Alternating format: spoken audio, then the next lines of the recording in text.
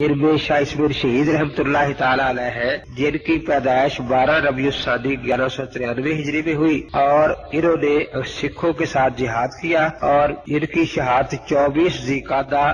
سن 1246 مطابق 1831 عیسوی میں ہوئی۔ اب یہ انگریزوں کے خلاف جہاد اور سکھوں کے خلاف جہاد کا ہراول دستہ تھے، اور سب سے پہلے انہوں نے جہاد کی بنیاد رکھی۔ اس کے بعد اس جہاد میں شریک ہونے والے، انگریزوں سے جہاد کرنے والے حضرت مولانا محمد قاسم صاحب نانوتوی رحمۃ اللہ تعالی علیہ، جن کی پیدائش رمضان 1248 میں ہے، اور جن کا وصال 4 جمادی الاولیٰ 1297 ہجری میں ہے، اور دوسرے مجاہد جو اس کے ساتھ شریک ہوئے حضرت مولانا رشید احمد گنگوہی رحمۃ اللہ تعالی علیہ، جنہوں نے رمضان المبارک میں شاملی کے مقام پر انگریزوں کے خلاف جہاد کیا مئی 1857 میں۔ تو ان حضرات کے خلاف انگریز اسی زمانے سے چاہتا تھا کہ ایسا پروپیگنڈا ہو کہ مسلمان ان سے متنفر ہو جائے۔ مولانا خجور صاحب رحمۃ اللہ علیہ ان کے معتمد خاص ہے، تو ان حضرات کو سب سے پہلے سامنے رکھا گیا، اور ان پر اعتراضات کیے گئے کہ گویا یہ معاذ اللہ اور اللہ کے رسول کی توہین کرنے والے ہیں،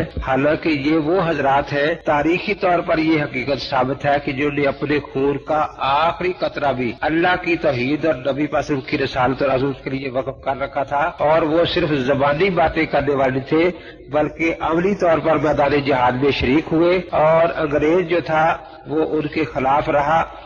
اور انگریز کے دور میں یہ اور ان کے ساتھی جیلوں میں رہے، اور 100 سالہ دور میں انگریز نے ان کو پریشان کیا۔ ملک میں بھی یہ قید رہے اور ملک سے باہر بھی قید رہے، لیکن آپ ساری رات نماز پڑھے، کسی کافر کے سر میں درد بھی نہیں ہوتا، سارا دن روزہ رکھے، کسی کافر کی نکسیر بھی نہیں پھوٹتی، کافر ہمیشہ مسئلہ جہاد سے پریشان ہوتا ہے۔ اس لیے لارڈ گلیسٹون کہتا ہے کہ جب تک دنیا میں قرآن پاک موجود ہے اور قرآن پاک میں جہاد کا مسئلہ ہے، میں کبھی ٹھنڈی نیند۔ دنیا میں سب سے زیادہ بڑی ڈر کی چیز موت ہے، لیکن اس کے ذہن میں یہ بات پکی ہوتی ہے کہ میں نے مرنا نہیں بلکہ میں ہمیشہ زندگی حاصل کرنے جا رہا ہوں، اس لیے جو موت سے نہیں ڈرتا وہ دنیا کی اور کسی مصیبت سے ڈر ہی نہیں سکتا۔ اس لیے کافر ہمیشہ مجاہدین کو بدنام کرتے رہتے ہیں۔ چنانچہ جب غداروں کی غداری کی وجہ سے انگریز جس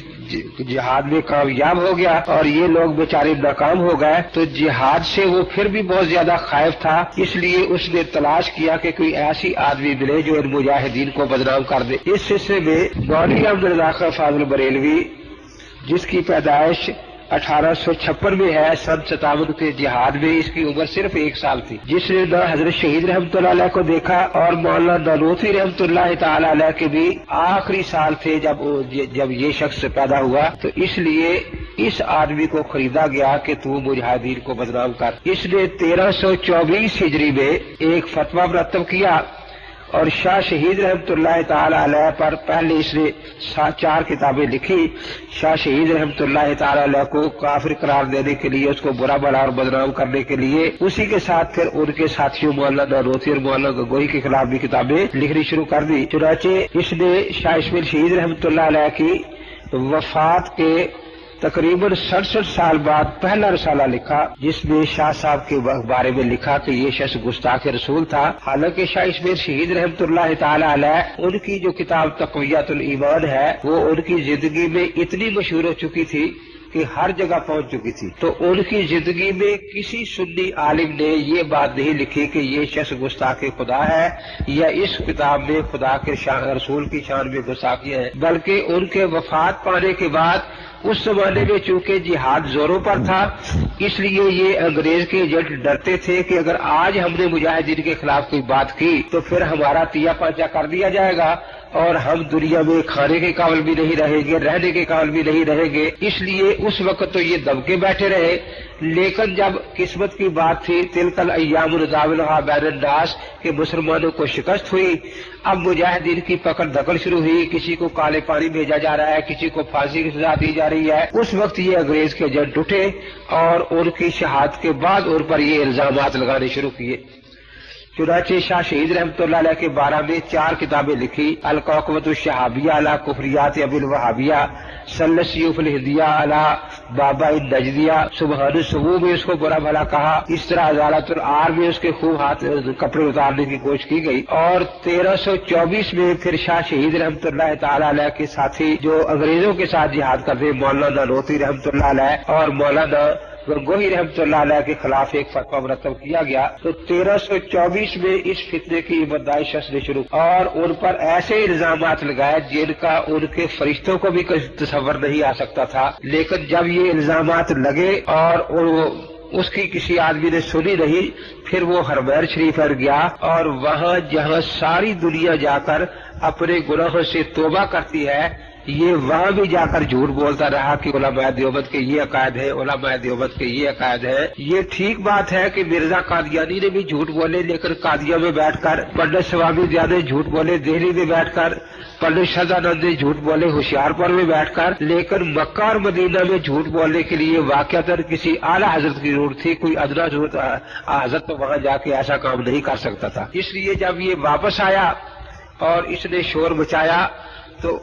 جو صحیح اور معقول طریقہ ہوتا ہے، علماء حرمین شریف نے براہ راست پھر علماء دیوبند سے 26 سوالات کیے تاکہ آپ ہمیں بتائیں کہ آپ کے عقائد کیا ہے، جس میں علماء دیوبند نے شوال 1325 میں المحدد المفرد نامی کتاب جو مرتب کر کے وہاں بھیج دی، اور اس پر تمام بڑے بڑے علماء دیوبند نے دستخط کیے اور ان تمام الزامات کو الزامات قرار دیا کہ یہ الزامات ہیں جو ان لوگوں نے ہم پر لگائے ہیں۔ ہم ان باتوں کو ہرگز عقیدہ اپنا نہیں رکھتے، بلکہ ایسے عقیدے والوں کو جو اللہ کے نبی پاک صلی اللہ علیہ وسلم کے ایک بال مبارک بھی توہین کرے، اسے ہم کافر، مرتد اور واجب القتل سمجھتے ہیں۔ جو نبی اکرم صلی اللہ علیہ وسلم کی پاک جوتا مبارک جو ہے، اس کو تصغیر سے حقارت سے جتنی کرے، ہم اس کو بھی کافر اور مرتد قرار دیتے ہیں۔ تو اس لیے ان لوگوں نے اپنا پورا برات ظاہر کر دی اور ان الزامات کے جوابات دیے، اور پھر ان کو اہل حرمین شریف اور مکہ اور مدینے والوں کو اس بارے میں حکم مان لیا کہ آپ جو فیصلہ کریں گے ہم تسلیم کر لیں گے۔ چنانچہ